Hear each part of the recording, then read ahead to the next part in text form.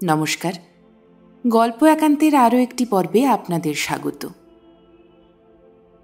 জানেন তো, কিছু কিছু এমন সম্পর্ক আমাদের জীবনে থাকে যেগুলোতে মান অভিমান থাকে, রাগ বিরাগ হয়, কিন্তু তবু আত্মার টানে তারা যেন একক হয়ে থাকে। যত বড় দূরত্বই চলে আসুক নিজেদের মধ্যে, একের বিপদে অন্যের বুকে আঘাত লাগে। আজ এরকমই এক সম্পর্কের টানাপোড়েনের গল্প আপনাদের শোনাব। আপনারা কি দেখেছেন এরকম সম্পর্ক কোথাও? কমেন্ট করে আপনার মতামত অবশ্যই জানান। থাকলো কথাশিল্পী শরৎচন্দ্র চট্টোপাধ্যায়ের গল্প হরিলক্ষ্মী। গল্পটি ভালো লাগলে একটি লাইক এবং পরবর্তী গল্পের জন্য সাবস্ক্রাইব বাটনটি প্রেস করে রাখুন। শুনে নিন আজকের গল্প।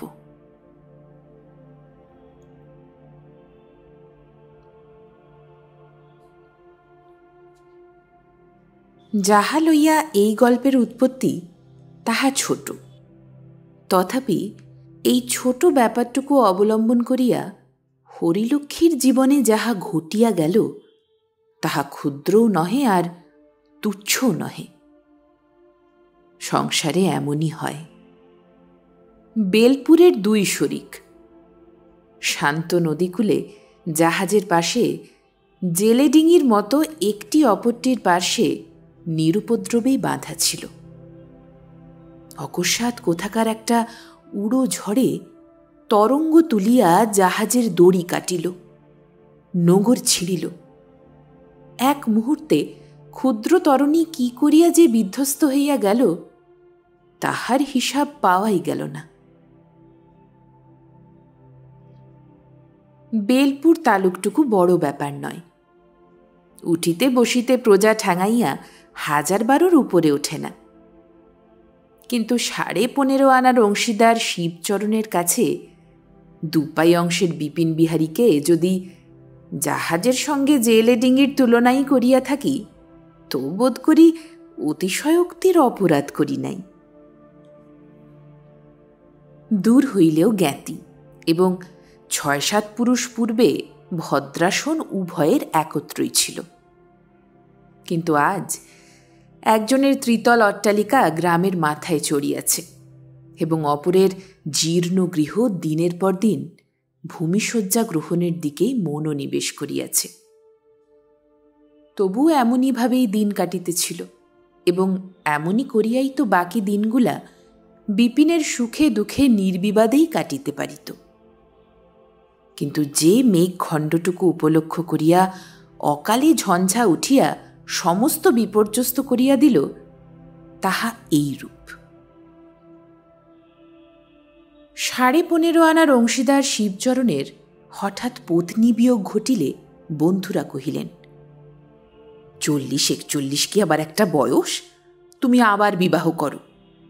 শত্রুপক্ষীয়রা শুনিয়া হাসিল, কহিল, 40 তো শিবচরণের 40 বছর আগেই পার হয়ে গেছে। অর্থাৎ কোনোটাই সত্য নয়।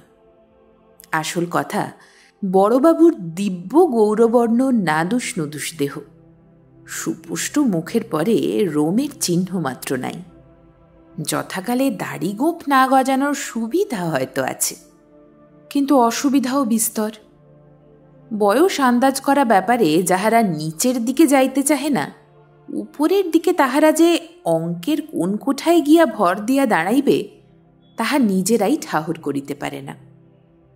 সে যাই হোক, অর্থশালী পুরুষের যে কোনো দেশেই বয়সের অজুহাতে বিবাহ আটকায় না, বাংলাদেশে তো নয়। মাস 1.5 শোকতাপও না না করিয়া গেল। তাহার পরে হরিলক্ষ্মীকে বিবাহ করিয়া শিবচরণ বাড়ি আনিলেন। শূন্য গৃহ একদিনেই 16 কলায় পরিপূর্ণ হইয়া উঠিল। কারণ শত্রুপক্ষ যাহাই কেন না বলুক, প্রজাপতি যে সত্যই তাহার প্রতি এবার অতিশয় সম্পন্ন ছিলেন তাহা মানিতেই হইবে। তাহারা গোপনে বলা বলি করিল। পাত্রের তুলনায় নববধূ বয়সের দিক দিয়া একেবারেই যে বেমানান হয় নাই, তবে দুই একটি ছেলে মেয়ে সঙ্গে লইয়া ঘরে ঢুকিলে আর খুন ধরিবার কিছু থাকিত না। তবে সে যে সুন্দরী এ কথা তাহারা স্বীকার করিল। ফল কথা, সচরাচর বড় বয়সের চেয়েও লক্ষ্মীর বয়সটা কিছু বেশি হইয়া গিয়াছিল। বোধ করি 19-এর কম হইবে না। তাহার পিতা আধুনিক নব্যতন্ত্রের লোক। যত্ন করিয়া মেয়েকে বেশি বয়স পর্যন্ত শিক্ষা দিয়া ম্যাট্রিক পাশ করাইয়াছিলেন। তাহার অন্য ইচ্ছা ছিল, শুধু ব্যবসা ফেল পড়িয়া আকস্মিক দারিদ্র্যের জন্যই এই সুপাত্রে কন্যা অর্পণ করিতে বাধ্য হইয়াছিলেন।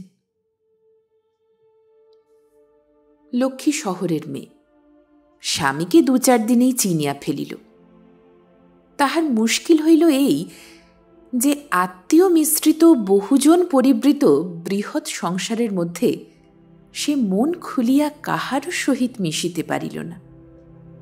ওদিকে শিবচরণের ভালোবাসার তো অন্ত রহিল না। শুধু কেবল বৃদ্ধের তরুণী ভার্যা বলিয়াই নয়, সে যেন একেবারে অমূল্য নিধি লাভ করিল। বাটির আত্মীয় আত্মীয়ার দল কোথায় কি করিয়া যে তাহার মন জোগাইবে খুঁজিয়া পাইল না। একটা কথা সে প্রায়ই শুনিতে পাইত, এইবার মেজ বউয়ের মুখে কালি পড়িল। কি রূপে, কি গুণে, কি বিদ্যা বুদ্ধিতে এতদিনে তাহার গর্ব খর্ব হইল। কিন্তু এত করিয়াও সুবিধা হইল না। মাস 2-এর মধ্যে লক্ষ্মী অসুখে পড়িল। এই অসুখের মধ্যেই একদিন মেজ বউয়ের সাক্ষাৎ মিলিল। তিনি বিপিনের স্ত্রী, বড় বাড়ির নতুন বধূর জ্বর শুনিয়া দেখিতে আসিয়াছিলেন। বয়সে বোধহয় 2-3 বছরের বড়। তিনি যে সুন্দরী তাহা মনে মনে লক্ষ্মী স্বীকার করিল। কিন্তু এই বয়সেই দারিদ্র্যের ভীষণ কষাঘাতের চিহ্ন তাহার সর্বাঙ্গে সুস্পষ্ট হইয়া উঠিয়াছে। সঙ্গে বছর 6-এর একটি ছেলে, সেও রোগা। লক্ষ্মী শয্যার একধারে সযত্নে বসিতে স্থান দিয়া ক্ষণকাল নিঃশব্দে চাহিয়া চাহিয়া দেখিতে লাগিল। হাতে কয়েকগাছি সোনার চুড়ি ছাড়া আর কোনো অলঙ্কার নাই। পরনে ঈষৎ মলিন একখানি রাঙা পাড়ের ধুতি, বোধহয় তাহার স্বামীর হইবে। পল্লীগ্রামের প্রথামতো ছেলেটি দিগম্বর নয়, তাহারও কোমরে একখানি শিউলি ফুলে ছোপানো ছোট কাপড় জড়ানো। লক্ষ্মী তাহার হাতখানি টানিয়া লইয়া আস্তে আস্তে বলিল, ভাগ্যে জ্বর হয়েছিল, তাই তো আপনার দেখা পেলুম। কিন্তু আমি সম্পর্কে বড় যা হই মেজ বউ। শুনেছি মেজ ঠাকুরপো এর চেয়ে ঢের ছোট। মেজ বউ হাসি মুখে কহিল, সম্পর্কে ছোট হলে কি তাকে আপনি বলে? লক্ষ্মী কহিল, প্রথম দিন এই যা বললুম, নইলে আপনি বলবার লোক আমি নই। কিন্তু তাই বলে তুমিও যেন আমাকে দিদি বলে ডেকো না, ও আমি সইতে পারব না। আমার নাম লক্ষ্মী। মেজ বউ কহিল, নামটি বলে দিতে হয় না দিদি, আপনাকে দেখলেই জানা যায়। আর আমার নাম কি জানি কে যে ঠাট্টা করে কমলা রেখেছিলেন। এই বলিয়া সে সকৌতুকে একটুখানি হাসিল মাত্র। হরিলক্ষ্মীর ইচ্ছা করিল সেও প্রতিবাদ করিয়া বলে, তোমার পানে তাকালেও তোমার নামটি বুঝা যায়। কিন্তু অনুকৃতির মতো শুনাইবার ভয়ে বলিতে পারিল না। কহিল, আমাদের নামের মানে এক। কিন্তু মেজ বউ, আমি তোমাকে তুমি বলতে পারলুম, তুমি পারলে না। মেজ বউ সহাস্যে জবাব দিল, হঠাৎ নাই পারলুম দিদি। এক বয়স ছাড়া আপনি সকল বিষয়েই আমার বড়। যাক না 2 দিন, দরকার হলে বদলে নিতে কতক্ষণ। হরিলক্ষ্মীর মুখে সহসা ইহার প্রত্যুত্তর যোগাইল না, কিন্তু সে মনে বুঝিল এই মেয়েটি প্রথম দিনের পরিচয়টিকে মাখামাখিতে পরিণত করিতে চাহে না। কিন্তু কিছু একটা বলিবার পূর্বেই মেজবউ উঠিবার উপক্রম করিয়া কহিল, এখন তাহলে উঠি দিদি, কাল আবার। লক্ষ্মী বিস্ময়াপন্ন হইয়া বলিল, এখনই যাবে কিরকম, একটু বসো। মেজবউ কহিল, আপনি হুকুম করলে তো বসতেই হবে, কিন্তু আজ যাই দিদি, ওর আসবার সময় হল। এই বলিয়া সে উঠিয়া দাঁড়াইল এবং ছেলের হাত ধরিয়া যাইবার পূর্বে সহাস্য বদনে কহিল, আসি দিদি, কাল একটু সকাল সকাল আসব, কেমন? এই বলিয়া ধীরে ধীরে বাহির হইয়া গেল। বিপিনের স্ত্রী চলিয়া গেলে হরিলক্ষ্মী সেই দিকে চাহিয়া চুপ করিয়া পড়িয়া রহিল। এখন জ্বর ছিল না, কিন্তু গ্লানি ছিল। তথাপি কিছুক্ষণের মধ্যে সমস্তই সে ভুলিয়া গেল। এতদিন গ্রাম ঝাঁটাইয়া কত বৌঝি যে আসিয়াছে তাহার সংখ্যা নাই, কিন্তু পাশের বাড়ির দরিদ্র ঘরের এই বধূর সহিত তাহাদের তুলনাই হয় না। তাহারা যাচিয়া আসিয়াছে, উঠিতে চাহে না, আর বসিতে বলিলে তো কথাই নাই। সে কত প্রগল্ভতা, কত বাচালতা, মনোরঞ্জন করিবার কত কি লজ্জাকর প্রয়াস। ভারাক্রান্ত মন তাহার মাঝে মাঝে বিদ্রোহী হইয়া উঠিয়াছে। কিন্তু ইহাদেরই মধ্য হইতে অকস্মাৎ কে আসিয়া তাহার রোগশয্যায় মুহূর্ত কয়েকের তরে নিজের পরিচয় দিয়া গেল।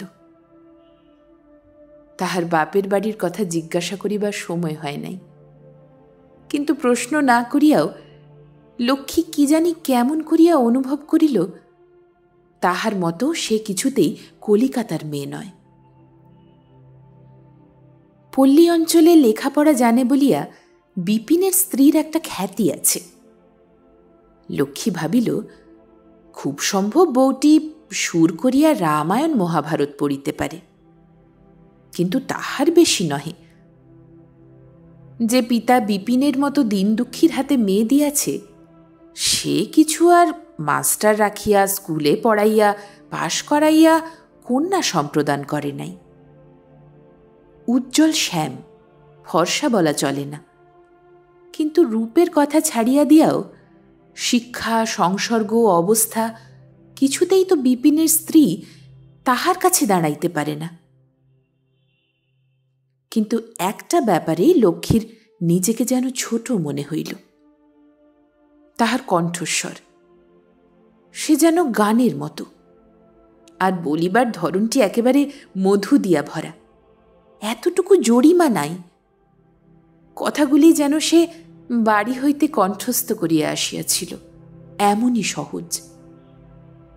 কিন্তু সবচেয়ে যে বস্তু তাহাকে বেশি বিদ্ধ করিল সে ওই মেয়েটির দূরত্ব। সে যে দরিদ্র ঘরের বধূ তাহা মুখে না বলিয়াও এমন করিয়াই প্রকাশ করিল যেন ইহাই তাহার স্বাভাবিক, যেন এছাড়া আর কিছুই তাহাকে কোনো মতেই মানাইত না। দরিদ্র, কিন্তু কাঙ্গাল নয়। এক পরিবারের বধূ, একজনের পীড়ায় আরও একজন তাহার তত্ত্ব লইতে আসিয়াছে, ইহার অতিরিক্ত লেশমাত্র অন্য উদ্দেশ্য নাই।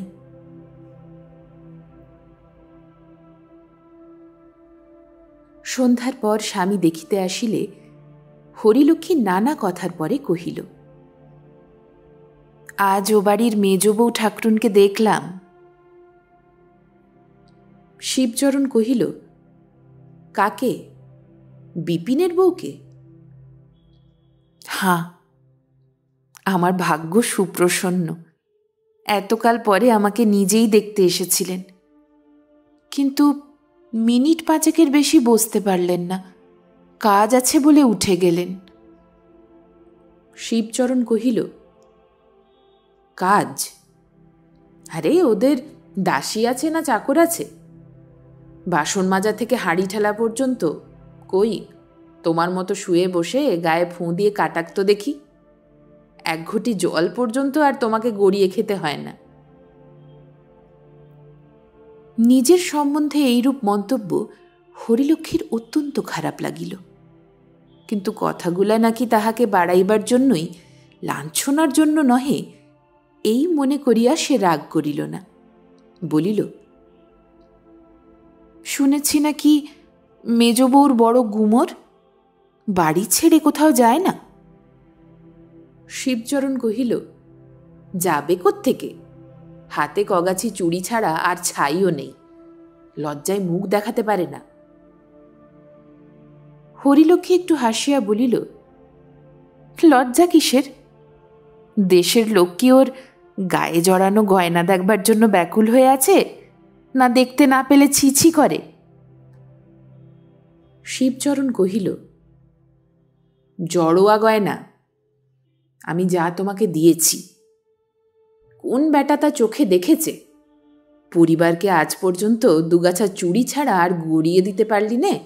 বাবা, টাকার জোর বড় জোর, জুতো মারবো। আর হরিলক্ষ্মী ক্ষুণ্ণ অতিশয় লজ্জিত হইয়া বলিল, ছি ছি, ওসব তুমি কি বলছো? শিবচরণ কহিল, না না, আমার কাছে লুকোছাপা নাই, যা বলবো তা স্পষ্টাস্পষ্টি করে। হরিলক্ষ্মী নিরুত্তরে চোখ বুজিয়া শুইল। বলবারই বা আছে কি? ইহারা দুর্বলের বিরুদ্ধে অত্যন্ত রূঢ় কথাকে কঠোর ও কর্কশ করিয়া উচ্চারণ করাকেই একমাত্র স্পষ্টবাদিতা বলিয়া জানে।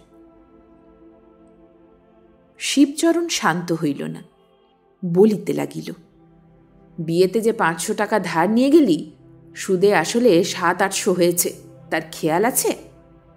গরিব একধারে পড়ে আছিস, থাক, ইচ্ছে করলে যে কান মলে দূর করে দিতে পারি। দাসীর যোগ্য নয়, আমার পরিবারের কাছে গুমর। হরিলক্ষ্মী পাশ ফিরিয়া শুইল।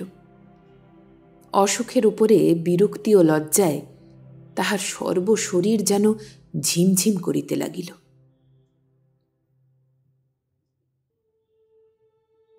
পরদিন দুপুরবেলায় ঘরের মধ্যে মৃদু শব্দে হরিলক্ষ্মী চোখ চাহিয়া দেখিল, বিপিনের স্ত্রী বাহির হইয়া যাইতেছে। ডাকিয়া কহিল, মেজবউ, চলে যাচ্ছ যে? মেজবউ সলজ্জে ফিরিয়া আসিয়া বলিল, আমি ভেবেছিলাম আপনি ঘুমিয়ে পড়েছেন। আজ কেমন আছেন দিদি? আজ ঢের ভালো আছি। কই, তোমার ছেলেকে আনোনি? আজ সে হঠাৎ ঘুমিয়ে পড়ল দিদি। হঠাৎ ঘুমিয়ে পড়ল মানে কি? বিপিনের বউ বলিল, অভ্যাস খারাপ হয়ে যাবে বলে আমি দিনের বেলায় বড় তাকে ঘুমোতে দিই নে দিদি। হরিলক্ষ্মী জিজ্ঞাসা করিল, রোদে রোদে দুরন্তপনা করে বেড়ায় না? করে বই কি, কিন্তু ঘুমানোর চেয়ে সে বরঞ্চ ভালো। তুমি নিজে বুঝি কখনো ঘুমো না? মেজবউ হাসি মুখে ঘাড় নাড়িয়া বলিল, না। হরিলক্ষ্মী ভাবিয়াছিল, মেয়েদের স্বভাবের মতো এবার হয়তো সে তাহার অনবকাশের দীর্ঘ তালিকা দিতে বসিবে, কিন্তু সে সেরূপ কিছুই করিল না। ইহার পরে অন্যান্য কথাবার্তা চলিতে লাগিল। কথায় কথায় হরিলক্ষ্মী তাহার বাপের বাড়ির কথা, ভাই বোনের কথা, মাস্টার মশাইয়ের কথা, স্কুলের কথা, এমনকি তাহার ম্যাট্রিক পাস করার কথাও গল্প করিয়া ফেলিল। অনেকক্ষণ পরে যখন হুঁশ ফিরিল, তখন স্পষ্ট দেখিতে পাইল, শ্রোতা হিসেবে মেজবউ যত ভালোই হোক, বক্তা হিসেবে একেবারে অকিঞ্চিৎকর। নিজের কথা সে প্রায় কিছুই বলে নাই। প্রথমটা লক্ষ্মী লজ্জা বোধ করিল, কিন্তু তখনই মনে করিল, আমার কাছে গল্প করিবার মতো তাহার আছেই বা কি। কিন্তু কাল যেমন এই বধূটির বিরুদ্ধে মন তাহার অপ্রসন্ন হইয়া উঠিয়াছিল, আজ তেমনি ভারী একটা তৃপ্তি বোধ করিল। দেয়ালের মূল্যবান ঘড়িতে নানাবিধ বাজনা বাদ্য করিয়া 3টা বাজিল। মেজবউ উঠিয়া দাঁড়াইয়া সবিনয় কহিল, দিদি, আজ তাহলে আসি। লক্ষ্মী সকৌতুকে বলিল, তোমার বুঝি ভাই 3টে পর্যন্তই ছুটি? ঠাকুরপো নাকি কাঁটায় কাঁটায় ঘড়ি মিলিয়ে বাড়ি ঢোকেন? মেজবউ কহিল, আজ তিনি বাড়িতে আছেন। আজ কেন তবে? আর একটু বসো না। মেজবউ বসিল না, কিন্তু যাবার জন্য পাও বাড়াইল না। আস্তে আস্তে বলিল, দিদি, আপনার কত শিক্ষা দীক্ষা, কত লেখাপড়া। আমি পাড়া গাঁয়ের। তোমার বাপের বাড়ি বুঝি পাড়া গাঁয়ে? হাঁ দিদি, সে একেবারে অজ পল্লী গ্রামে। না বুঝে কাল হয়তো কি বলতে কি বলে ফেলেছি, কিন্তু অসম্মান করার জন্যে আপনি যে দিব্যি করতে বলবেন। হরিলক্ষ্মী আশ্চর্য হইয়া কহিল, সে কি মেজবউ, তুমি তো আমাকে এমন কোনো কথাই বলনি। মেজবউ এ কথার প্রত্যুত্তরে আর একটা কথাও কহিল না, কিন্তু আসি বলিয়া পুনশ্চ বিদায় লইয়া যখন সে ধীরে ধীরে বাহির হইয়া গেল, তখন কণ্ঠস্বর যেন তাহার অকস্মাৎ আরও একরকম শুনাইল।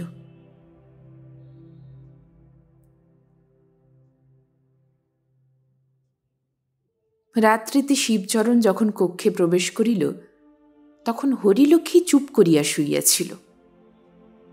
মেজবউয়ের শেষের কথাগুলো আর তাহার স্মরণ ছিল না। দেহ অপেক্ষাকৃত সুস্থ, মনও শান্ত প্রসন্ন ছিল। শিবচরণ জিজ্ঞাসা করিল, কেমন আছো বড় বউ? লক্ষ্মী উঠিয়া বসিয়া কহিল, ভালো আছি। শিবচরণ আবার কহিল, সকালের ব্যাপার জানো তো? বাছাধনকে ডাকিয়ে এনে সকলের সামনে এমনই কড়কে দিয়েছি, জন্মে ভুলবে না। আমি বেলপুরের শিবচরণ। হ্যাঁ। হরিলক্ষ্মী ভীত হইয়া কহিল, কাকে গো? কেন, বিপনেকে? ডেকে বলে দিলাম, তোমার পরিবার আমার পরিবারের কাছে জাঁক করে তাকে অপমান করে যায়? এত বড় আস্পর্ধা! পাজি নচ্ছার ছোট লোকের মেয়ে, তার ন্যাড়া মাথায় ঘোল ঢেলে গাধায় চড়িয়ে গায়ের বার করে দিতে পারি, জানিস? হরিলক্ষ্মীর রোগাক্লিষ্ট মুখ একেবারে ফ্যাকাশে হইয়া গেল। বলো কি গো? শিবচরণ নিজের বুকে তাল ঠুকিয়া সদর্পে বলিতে লাগিল, এ গাঁয়ে জজ বল, ম্যাজিস্ট্রেট বল, আর দারোগা পুলিশি বল, সব এই শর্মা, এই শর্মা। মরণ কাঠি জীবন কাঠি এই হাতে। তুমি বলো, কাল যদি না বিপনের বউ এসে তোমার পা টেপে, তো আমি লাটু চৌধুরীর ছেলেই নই। আমি বিপিনের বধূকে সর্বসমক্ষে অপমানিত লাঞ্ছিত করিবার বিবরণ ব্যাখ্যায় লাটু চৌধুরীর ছেলে অকথা কুকথার আর শেষ রাখিল না। আর তাহারই সম্মুখে স্তব্ধ নির্নিমেষ চক্ষুতে চাহিয়া হরিলক্ষ্মীর মনে হইতে লাগিল, ধরিত্রী, দ্বিধা হও।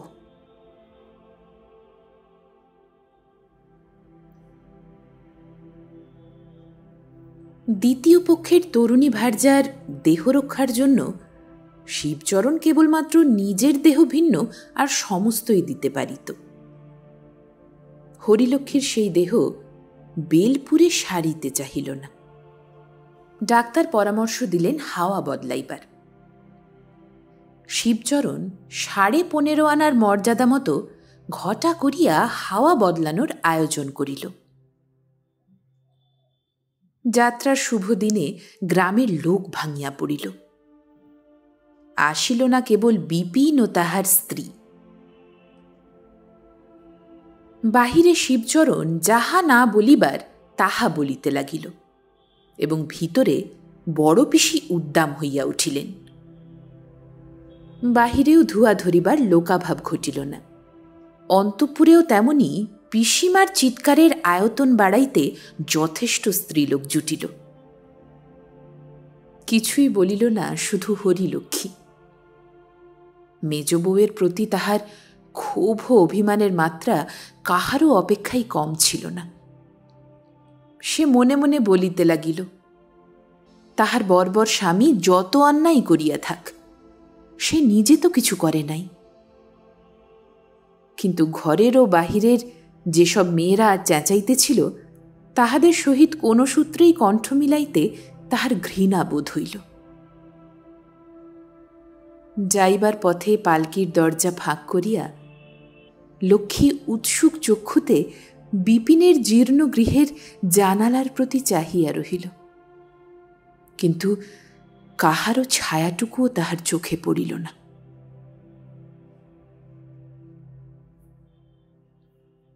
কাশীতে বাড়ি ঠিক করা হইয়াছিল। তথাকার জল বাতাসের গুণে নষ্ট স্বাস্থ্য ফিরিয়া পাইতে লক্ষ্মীর বিলম্ব হইল না। মাস চারেক পরে যখন সে ফিরিয়া আসিল, তাহার দেহের কান্তি দেখিয়া মেয়েদের গোপন ঈর্ষার অবধি রহিল না। হিম ঋতু আগত প্রায়। দুপুরবেলায় মেজ বউ চিররুগ্ন স্বামীর জন্য একটা পশমের গলাবন্ধ বুনিতেছিল। অনতি দূরে বসিয়া ছেলে খেলা করিতেছিল। সেই দেখিতে পাইয়া কলরব করিয়া উঠিল, মা, জ্যাঠাই মা। মা হাতের কাজ ফেলিয়া তাড়াতাড়ি একটা নমস্কার করিয়া লইয়া আসন পাতিয়া দিল। স্মিত মুখে প্রশ্ন করিল, শরীর নিরাময় হয়েছে দিদি? লক্ষ্মী কহিল, হ্যাঁ হয়েছে, কিন্তু না হতেও পারত, না ফিরতেও পারতাম। অথচ যাবার সময় একটিবার খোঁজও নিলে না। সমস্ত পথটা তোমার জানলার পানে চেয়ে চেয়ে গেলাম, একবার ছায়াটুকুও চোখে পড়ল না। রোগা বোন চলে যাচ্ছে, একটুখানি মায়াও কি হলো না মেজ বউ? এমনই পাষাণ তুমি। মেজ বউয়ের চোখ ছলছল করিয়া আসিল, কিন্তু সে কোনো উত্তরই দিল না। লক্ষ্মী বলিল, আমার আর যা দোষী থাক মেজ বউ, তোমার মতো কঠিন প্রাণ আমার নয়। ভগবান না করুক, কিন্তু অমন সময়ে আমি তোমাকে না দেখে থাকতে পারতাম না। মেজ বউ এ অভিযোগেরও কোনো জবাব দিল না, নিরুত্তরে দাঁড়াইয়া রহিল। লক্ষ্মী আর কখনো আসে নাই, আজ এই প্রথম এ বাড়িতে প্রবেশ করিয়াছে। ঘরগুলি ঘুরিয়া ফিরিয়া দেখিয়া বেড়াইতে লাগিল। শতবর্ষের জরাজীর্ণ গৃহ, মাত্র 3খানি কক্ষ কোনো মতে বাসোপযোগী রহিয়াছে। দারিদ্র্যের আবাস, আসবাবপত্র নাই বলিলেই চলে। ঘরের চুন বালি খসিয়াছে, সংস্কার করিবার সামর্থ্য নাই। তথাপি অনাবশ্যক অপরিচ্ছন্নতা এতটুকুও কোথাও নাই। স্বল্প বিছানা ঝরঝর করিতেছে, 2-4খানি দেবদেবীর ছবি টাঙানো আছে, আর আছে মেজ বউয়ের হাতের নানাবিধ শিল্পকর্ম, অধিকাংশই পশম ও সুতার কাজ। তাহার শিক্ষানবিশের হাতের লাল ঠোঁটওয়ালা সবুজ রঙের টিয়া পাখি অথবা 5রঙা বেড়ালের মূর্তি নয়। মূল্যবান ফ্রেমে আটা লাল, নীল, বেগুনি, ধূসর পাশুটে নানা বিচিত্র রঙের সমাবেশে পশমে বোনা ওয়েলকাম, আসুন বসুন অথবা বানান ভুল গীতার শ্লোকার্ধও নয়। লক্ষ্মী সবিস্ময়ে জিজ্ঞাসা করিল, ওটি কার ছবি মেজবউ? যেন চেনা চেনা ঠেকছে। মেজবউ সলজ্জে হাসিয়া কহিল, ওটি তিলক মহারাজের ছবি। দেখে বনবার চেষ্টা করেছিলাম দিদি, কিন্তু কিছুই হয়নি। এই কথা বলিয়া সম্মুখের দেয়ালে টাঙানো ভারতের কৌস্তব মহাবীর তিলকের ছবি আঙুল দিয়া দেখাইয়া দিল। লক্ষ্মী বহুক্ষণ সেই দিকে চাহিয়া থাকিয়া আস্তে আস্তে বলিল, চিনতে পারিনি, সে আমারই দোষ মেজবউ, তোমার নয়। আমাকে শেখাবে ভাই? এ বিদ্যে শিখতে যদি পারি তো তোমাকে গুরু বলে মানতে আমার আপত্তি নেই। মেজবউ হাসিতে লাগিল।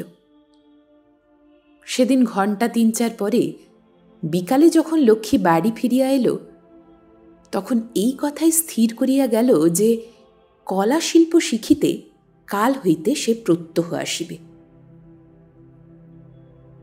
আসিতেও লাগিল, কিন্তু ১০-১৫ দিনেই স্পষ্ট বুঝিতে পারিল হে বিদ্যা শুধু কঠিন নয়, অর্জন করিতেও সুদীর্ঘ সময় লাগিবে।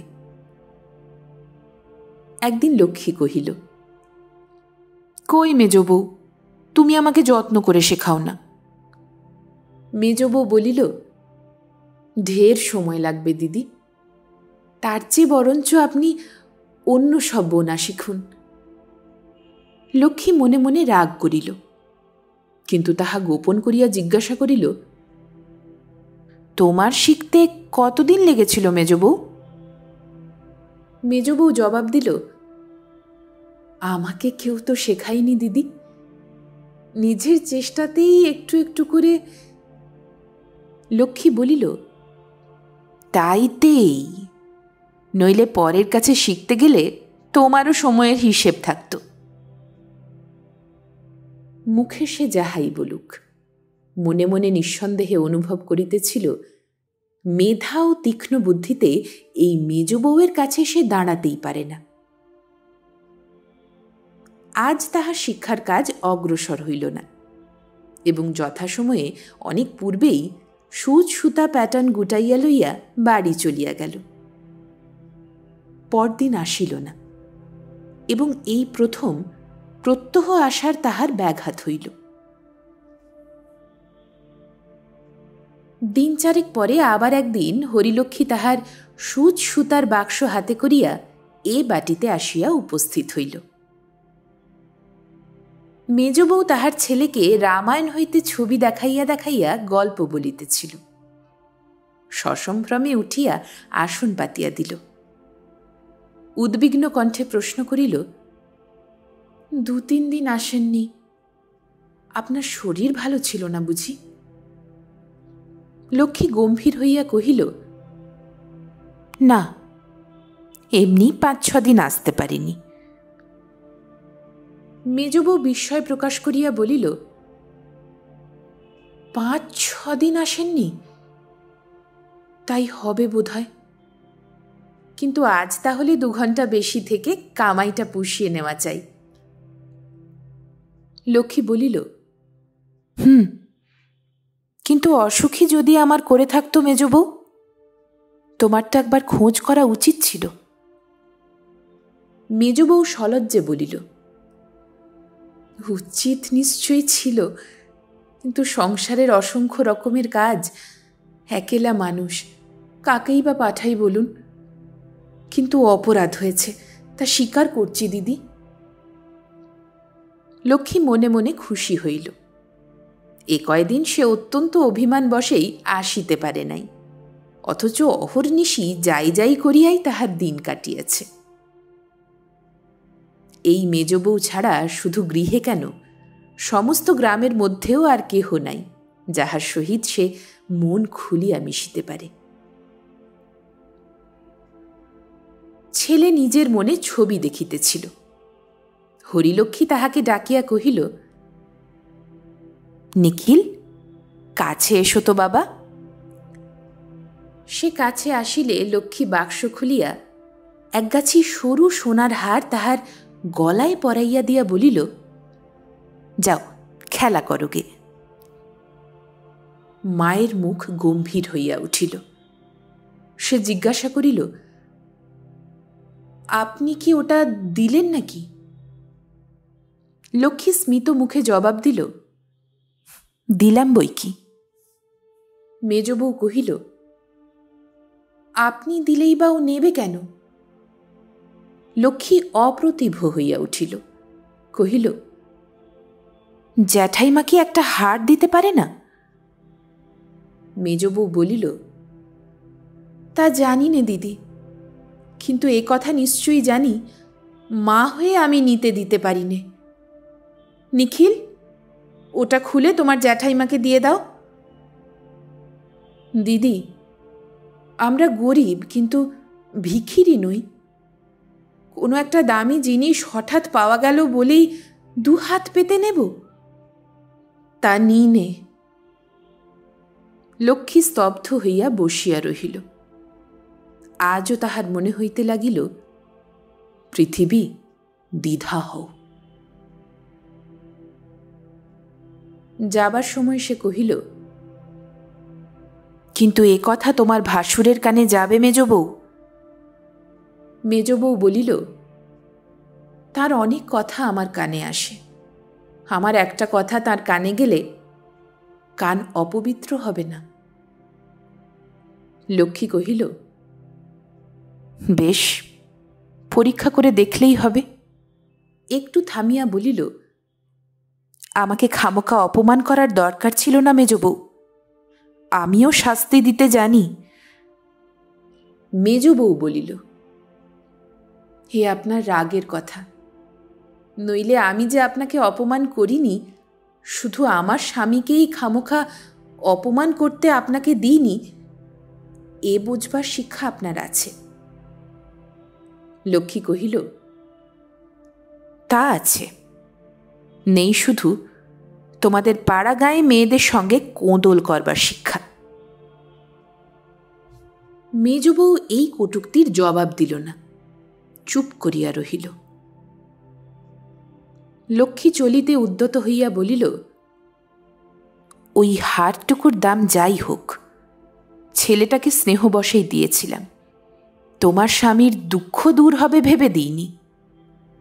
মেজ বউ, বড়লোক মাত্রেই গরিবকে শুধু অপমান করে বেড়ায়, এইটুকুই কেবল শিখে রেখেছ। ভালোবাসতেও যে পারে, এ তুমি শেখনি। শেখা দরকার। তখন কিন্তু গিয়ে হাতে পায়ে পড়ো না। প্রত্যুত্তরে মেজ বউ শুধু একটু মুচকিয়া হাসিয়া বলিল, না দিদি, সে ভয় তোমাকে করতে হবে না। বন্যার চাপে মাটির বাঁধ যখন ভাঙিতে শুরু করে, তখন তাহার অকিঞ্চিৎকর আরম্ভ দেখিয়া মনে করাও যায় না যে অবিশ্রান্ত জলপ্রবাহ এত অল্পকাল মধ্যেই ভাঙনটাকে এমন ভয়াবহ, এমন সুবিশাল করিয়া তুলিবে। ঠিক এমনই হইল হরিলক্ষ্মীর। স্বামীর কাছে বিপিন ও তাহার স্ত্রীর বিরুদ্ধে অভিযোগের কথাগুলো যখন তাহার সমাপ্ত হইল, তখন তাহার পরিণাম কল্পনা করিয়া সে নিজেই ভয় পাইল। মিথ্যা বলা তাহার স্বভাবও নহে, বলিতেও তাহার শিক্ষা ও মর্যাদায় বাধে। কিন্তু দুর্নিবার জলস্রোতের মতো যে সকল বাক্য আপন ঝোঁকেই তাহার মুখ দিয়া ঠেলিয়া বাহির হইয়া আসিল, তাহার অনেকগুলিই যে সত্য নহে, তাহা নিজেই সে চিনিতে পারিল। অথচ তাহার গতিরোধ করাও যে তাহার সাধ্যের বাহিরে, ইহাও অনুভব করিতে লক্ষ্মীর বাকি রহিল না। শুধু একটা ব্যাপার সে ঠিক এতখানি জানিত না, সে তাহার স্বামীর স্বভাব। তাহা যেমন নিষ্ঠুর, তেমনি প্রতিহিংসা পরায়ণ এবং তেমনি বর্বর। পীড়ন করিবার কোথায় যে সীমা, সে যেন তাহা জানেই না। আজ শিবচরণ আস্ফালন করিল না, সমস্তটাই শুনিয়া শুধু কহিল, আচ্ছা, 1 মাস পরে দেখো, বছর ঘুরবে না, সে ঠিক। অপমান ও লাঞ্ছনার জ্বালা হরিলক্ষ্মীর অন্তরে জ্বলিতেই ছিল। বিপিনের স্ত্রী ভালোরূপ শাস্তি ভোগ করে তাহা সে যথার্থই চাহিতেছিল, কিন্তু শিবচরণ বাহিরে চলিয়া গেলে তাহার মুখের সেই অসামান্য কয়েকটা কথা বারবার মনের মধ্যে আবৃত্তি করিয়া লক্ষ্মী মনের মধ্যে আর স্বস্তি পাইল না। কোথায় যেন কি একটা ভারী খারাপ হইল, এমনই তাহার বোধ হইতে লাগিল।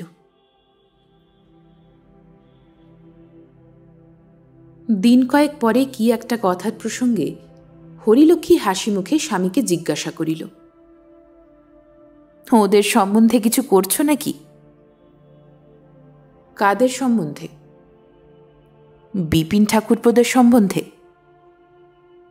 শিবচরণ নিষ্পৃহভাবে কহিল, কি বা করব, আর কি বা করতে পারি?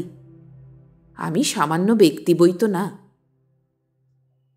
হরিলক্ষ্মী উদ্বিগ্ন হইয়া কহিল, এ কথার মানে? শিবচরণ বলিল, মেজ বৌমা বলে থাকেন কিনা, রাজত্বটা তো আর বট ঠাকুরের নয়, ইংরেজ গভর্নমেন্টের। হরিলক্ষ্মী কহিল, বলেছে নাকি? কিন্তু আচ্ছা। কি আচ্ছা? স্ত্রী একটুখানি সন্দেহ প্রকাশ করিয়া বলিল, কিন্তু মেজ বউ তো ওরকম কথা বড় একটা বলে না, ভয়ানক চালাক কি না? অনেকে আবার বাড়িয়েও হয়তো তোমার কাছে বলে যায়। শিবচরণ কহিল, আশ্চর্য নয়, তবে কিনা কথাটা আমি নিজের কানেই শুনেছি। হরিলক্ষ্মী বিশ্বাস করিতে পারিল না, কিন্তু তখনকার মতো স্বামীর মনোরঞ্জনের নিমিত্ত সহসা কোপ প্রকাশ করিয়া বলিয়া উঠিল, বলো কি গো, এত বড় অহংকার! আমাকে না হয় যা খুশি বলেছে, কিন্তু ভাসুর বলে তোমার তো একটা সম্মান থাকা দরকার। শিবচরণ বলিল, হিন্দুর ঘরে এই তো 5 জনে মনে করে লেখাপড়া জানা বিদ্বান মেয়ে মানুষ কিনা। তবে আমাকে অপমান করে পার আছে, কিন্তু তোমাকে অপমান করে কারও রক্ষে নেই। সদরে একটু জরুরি কাজ আছে, আমি চললাম। এই বলিয়া শিবচরণ বাহির হইয়া গেল। কথাটা যেরকম করিয়া হরিলক্ষ্মীর পাড়িবার ইচ্ছা ছিল তাহা হইল না, বরঞ্চ উল্টা হইয়া গেল। স্বামী চলিয়া গেলে ইহাই তাহার পুনঃ পুনঃ মনে হইতে লাগিল।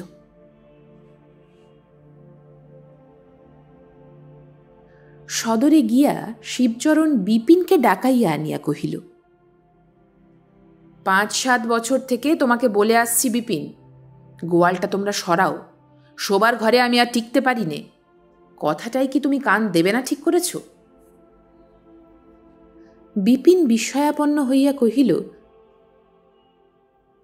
কই, আমি তো একবারও শুনিনি বড়দা। শিবচরণ অবলীলাক্রমে কহিল, অন্তত 10 বার আমি নিজের মুখেই তোমাকে বলেছি, তোমার স্মরণ না থাকলে ক্ষতি হয় না, কিন্তু এত বড় জমিদারি যাকে শাসন করতে হয় তার কথা ভুলে গেলে চলে না। সে যাই হোক, তোমার আপনার তো একটা আক্কেল থাকা উচিত যে পরের জায়গায় নিজের গোয়াল ঘর রাখা কতদিন চলে। কালকেই ওটা সরিয়ে ফেলোগে, আমার আর সুবিধে হবে না, তোমাকে শেষবারের মতো জানিয়ে দিলাম। বিপিনের মুখে এমনি কথা বাহির হয় না। অকস্মাৎ এই পরম বিস্ময়কর প্রস্তাবের সম্মুখে সে একেবারে অভিভূত হইয়া পড়িল। তাহার পিতামহর আমূল হইতে যে গোয়াল ঘরটাকে সে নিজেদের বলিয়া জানে তাহা অপরের। এত বড় মিথ্যা উক্তির সে একটা প্রতিবাদ পর্যন্ত করিতে পারিল না। নীরবে বাড়ি ফিরিয়া আসিল। তাহার স্ত্রী সমস্ত বিবরণ শুনিয়া কহিল, কিন্তু রাজার আদালত খোলা আছে তো? বিপিন চুপ করিয়া রহিল। সে যত ভালো মানুষই হোক, এ কথা সে জানিত ইংরাজ রাজার আদালত গৃহের সুবৃহৎ দ্বার যত উন্মুক্তই থাক, দরিদ্রের প্রবেশ করিবার পথ এতটুকু খোলা নাই। হইলও তাহাই। পরদিন বড়বাবুর লোক আসিয়া প্রাচীন ও জীর্ণ গোশালা ভাঙিয়া লম্বা প্রাচীর টানিয়া দিল। বিপিন থানায় গিয়া খবর দিয়া আসিল। কিন্তু আশ্চর্য এই যে শিবচরণের পুরাতন ইটের নূতন প্রাচীর যতক্ষণ না সম্পূর্ণ হইল, ততক্ষণ পর্যন্ত একটা রাঙা পাগড়িও ইহার নিকটে আসিল না। বিপিনের স্ত্রী হাতের চুড়ি বেচিয়া আদালতে নালিশ করিল, কিন্তু তাহাতে শুধু গহনাটাই গেল, আর কিছু হইল না। বিপিনের পিসিমা সম্পর্কীয় একজন শুভানুধ্যায়িনী এই বিপদে হরিলক্ষ্মীর কাছে গিয়া পড়িতে বিপিনের স্ত্রীকে পরামর্শ দিয়াছিলেন। তাহাতে সে নাকি জবাব দিয়াছিল, বাঘের কাছে হাত জোড় করে দাঁড়িয়ে আর কি লাভ পিসিমা? প্রাণ যা যাবার তা যাবে, কেবল অপমানটাই উপরি পাওনা হবে। এই কথা হরিলক্ষ্মীর কানে আসিয়া পৌঁছিলে সে চুপ করিয়া রহিল, কিন্তু একটা উত্তর দেবার চেষ্টা পর্যন্ত করিল না।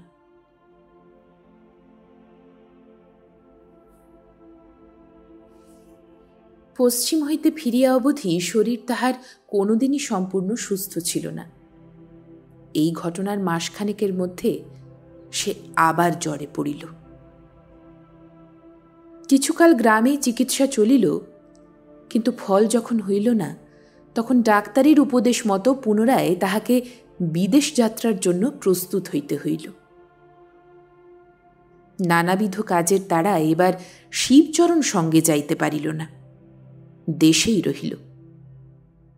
যাবার সময় সে স্বামীকে একটা কথা বলিবার জন্য মনে মনে ছটফট করিতে লাগিল, কিন্তু মুখ ফুটিয়া কোনো মতেই সে এই লোকটির সম্মুখে সে কথা উচ্চারণ করিতে পারিল না। তাহার কেবলই মনে হইতে লাগিল, এ অনুরোধ বৃথা, ইহার অর্থ সে বুঝিবে না। হরিলক্ষ্মীর রোগগ্রস্ত দেহ সম্পূর্ণ নিরাময় হইতে এবার কিছু দীর্ঘ সময় লাগিল। প্রায় বৎসরাধিক কাল পরে সে বেলপুরে ফিরিয়া আসিল। শুধু কেবল জমিদারের আদরের পত্নী বলিয়াই নয়, সে এত বড় সংসারের গৃহিণী। পাড়ার মেয়েরা দল বাঁধিয়া দেখিতে আসিল। যে সম্বন্ধে বড় সে আশীর্বাদ করিল, যে ছোট সে প্রণাম করিয়া পায়ের ধুলা লইল। আসিল না শুধু বিপিনের স্ত্রী, সে যে আসিবে না হরিলক্ষ্মী তাহা জানিত। এই একটা বছরের মধ্যে তাহারা কেমন আছে, যে সকল ফৌজদারি ও দেওয়ানি মামলা তাহাদের বিরুদ্ধে চলিতেছিল, তাহার ফল কি হইয়াছে, এসব কোনো সংবাদই সে কাহারও কাছে জানিবার চেষ্টা করে নাই। শিবচরণ কখনো বাটিতে, কখনো বা পশ্চিমে স্ত্রীর কাছে গিয়া বাস করিতেছিলেন। যখনই দেখা হইয়াছে, সর্বাগ্রে ইহাদের কথাই তাহার মনে হইয়াছে, অথচ একটা দিনের জন্য স্বামীকে প্রশ্ন করে নাই। প্রশ্ন করিতে তাহার যেন ভয় করিত। মনে করিত, এতদিনে হয়তো যা হোক একটা বোঝাপড়া হইয়া গেছে, হয়তো ক্রোধের সে প্রখরতা আর নাই। জিজ্ঞাসাবাদের দ্বারা পাছে আবার সেই পূর্বক্ষত বাড়িয়া ওঠে, এ আশঙ্কায় সে এমনই একটা ভাব ধারণ করিয়া থাকিত, যেন সে সকল তুচ্ছ কথা আর তাহার মনেই নাই।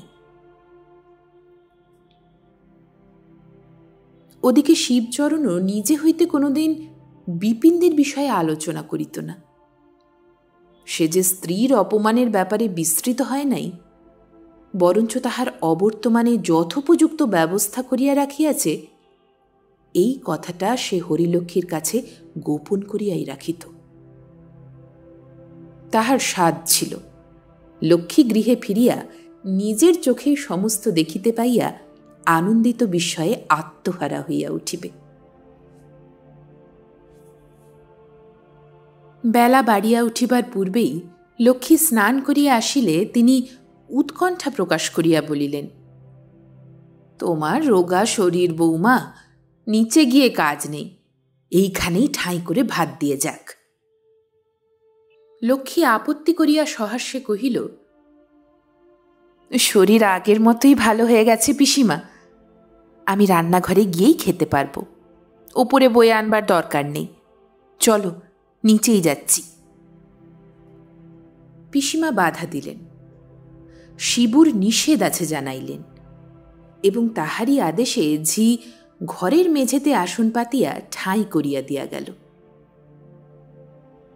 পরক্ষণে রাঁধুনি অন্ন ব্যঞ্জন বহিয়া আনিয়া উপস্থিত করিল।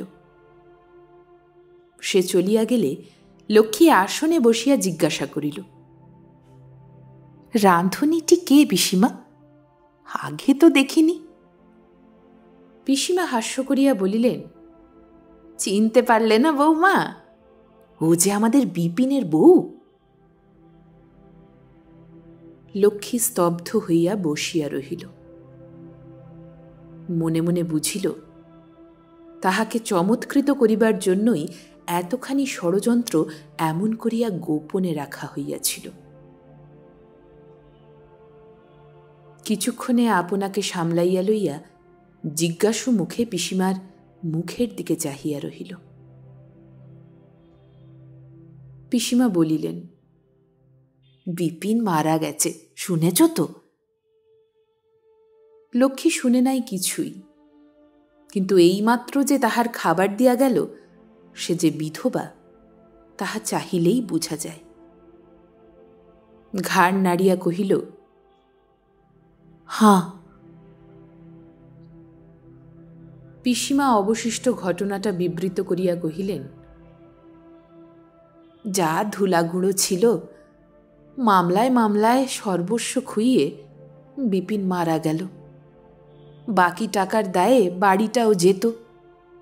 আমরাই পরামর্শ দিলাম, মেজবউ, বছর 2 বছর গতরে খেটে শোধ দে, তোর অপগণ্ড ছেলের মাথা গোঁজবার স্থানটুকু বাঁচুক।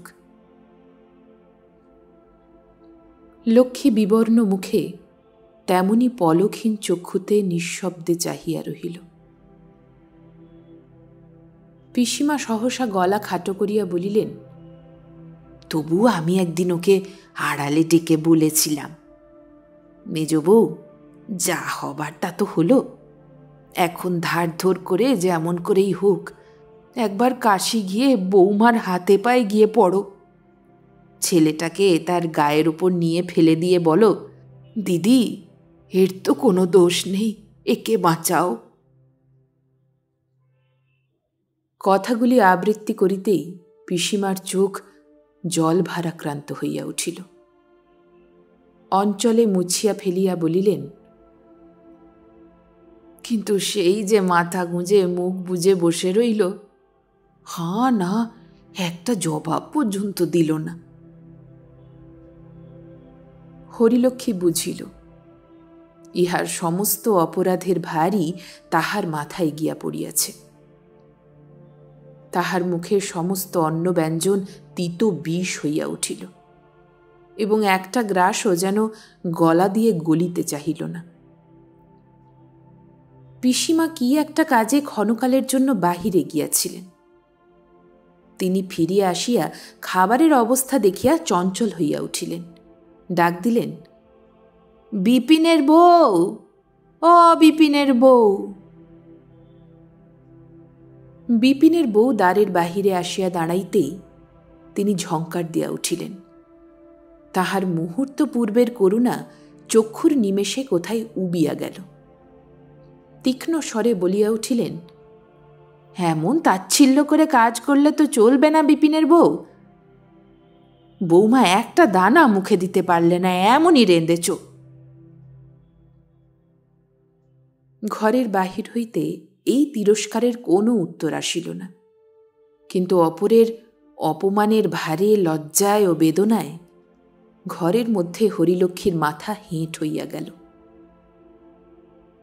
পিসিমা পুনশ্চ কহিলেন, চাকরি করতে এসে জিনিসপত্র নষ্ট করে ফেললে চলবে না বাছা। আরও 5 জনে যেমন করে কাজ করে তোমাকেও তেমনই করতে হবে, তা বলে দিচ্ছি। বিপিনের স্ত্রী এবার আস্তে আস্তে বলিল, প্রাণপণে সেই চেষ্টাই তো করি পিসিমা।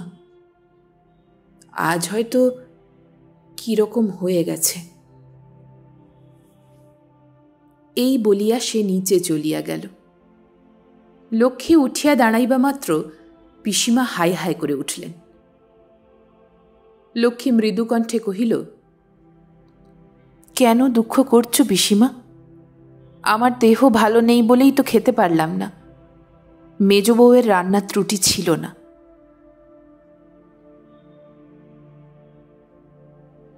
হাত মুখ ধুইয়া আসিয়া নিজের নির্জন ঘরের মধ্যে হরিলক্ষ্মীর যেন দম বন্ধ হইয়া আসিতে লাগিল।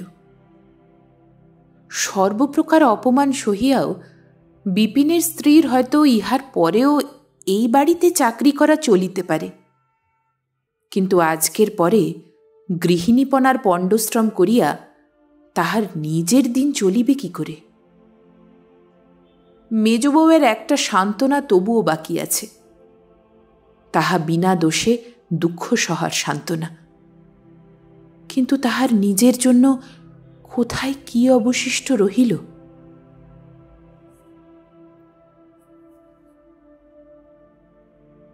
রাত্রিতে স্বামীর সহিত কথা কহিবে কি হরিলক্ষ্মী ভালো করিয়া চাহিয়া দেখিতেও পারিল না। আজ তাহার মুখের একটা কথায় বিপিনের স্ত্রীর সকল দুঃখ দূর হইতে পারিত, কিন্তু নিরুপায় নারীর প্রতি যে মানুষ এত বড় শোধ লইতে পারে তাহার পৌরুষে বাধে না, তাহার কাছে ভিক্ষা চাহিবার হীনতা স্বীকার করিতে কোনো মতেই লক্ষ্মীর প্রবৃত্তি হইল না। শিবচরণ ঈষৎ হাসিয়া প্রশ্ন করিল, মেজ বৌমার সঙ্গে হলো দেখা? বলি কেমন রাঁধছে? হরিলক্ষ্মী জবাব দিতে পারিল না।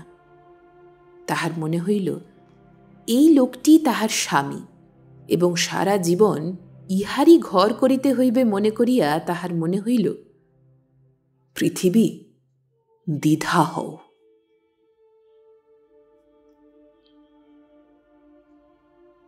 পরদিন সকালে উঠিয়াই লক্ষ্মী দাসীকে দিয়া পিসিমাকে বলিয়া পাঠাইল তাহার জ্বর হইয়াছে, সে কিছুই খাইবে না। পিসিমা ঘরে আসিয়া জেরা করিয়া লক্ষ্মীকে অতিষ্ঠ করিয়া তুলিলেন। তাহার মুখের ভাবে ও কণ্ঠস্বরে তাহার কেমন যেন সন্দেহ হইল, লক্ষ্মী কি একটা গোপন করিবার চেষ্টা করিতেছে। কহিলেন,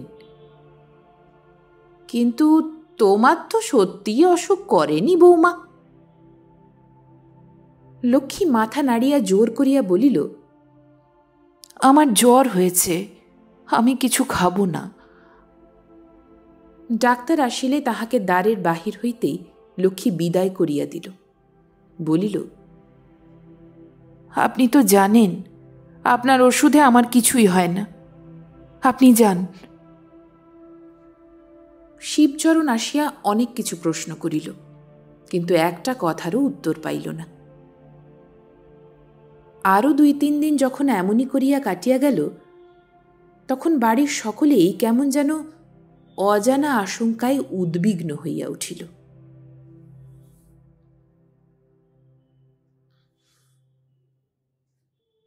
সেদিন বেলা প্রায় 3য় প্রহর। লক্ষ্মী স্নানের ঘর হইতে নিঃশব্দ মৃদু পদে প্রাঙ্গণের একধার দিয়া উপরে যাইতেছিল। পিসিমা রান্নাঘরের বারান্দা হইতে দেখিতে পাইয়া চিৎকার করিয়া উঠিলেন, দেখো বৌমা, বিপিনের বউয়ের কাজ। হ্যাঁ মেজ বউ, শেষকালে চুরি শুরু করলে? তুমি বলো বৌমা, এত ভাত তরকারি একটা মানুষে খেতে পারে? ঘরে নিয়ে যাওয়া হচ্ছে ছেলের জন্য, অথচ বারবার করে মানা করে দেওয়া হয়েছে। শিবচরণের কানে গেলে আর রক্ষে থাকবে না, ঘাড় ধরে দূর করে তাড়িয়ে দেবে। বৌমা, তুমি মনিব, তুমি এর বিচার করো। এই বলিয়া পিসিমা যেন একটা কর্তব্য শেষ করিয়া হাঁপ ফেলিয়া বাঁচিলেন। তাহার চিৎকার শব্দে বাড়ির চাকর দাসী লোকজন যে যেখানে ছিল তামাশা দেখিতে ছুটিয়া আসিয়া দাঁড়াইল। আর তাহারই মধ্যে নিঃশব্দে বসিয়া ও বাড়ির মেজবউ ও তাহার কর্ত্রী এ বাড়ির গৃহিণী। এত ছোট এত তুচ্ছ বস্তু লইয়া এত বড় কদর্য কাণ্ড বাঁধিতে পারে লক্ষ্মীর তাহা স্বপ্নেরও অগোচর। অভিযোগের জবাব দিবে কে? অপমানে অভিমানে লজ্জায় সে মুখ তুলিতেই পারিল না। লজ্জা অপরের জন্য নয়, সে নিজের জন্যই। চোখ দিয়া তাহার জল পড়িতে লাগিল। তাহার মনে হইল এত লোকের সম্মুখে সেই যেন ধরা পড়িয়া গেছে এবং বিপিনের স্ত্রী তাহার বিচার করিতে বসিয়াছে।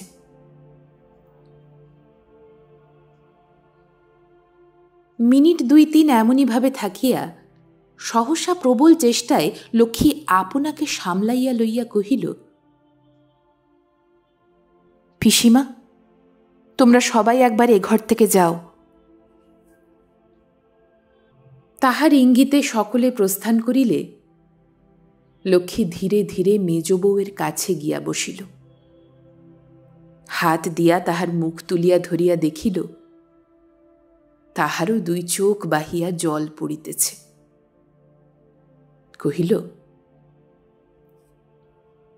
মেজ বউ, আমি তোমার দিদি। এই বলিয়া নিজের অঞ্চল দিয়া তাহার অশ্রু মুছাইয়া দিল।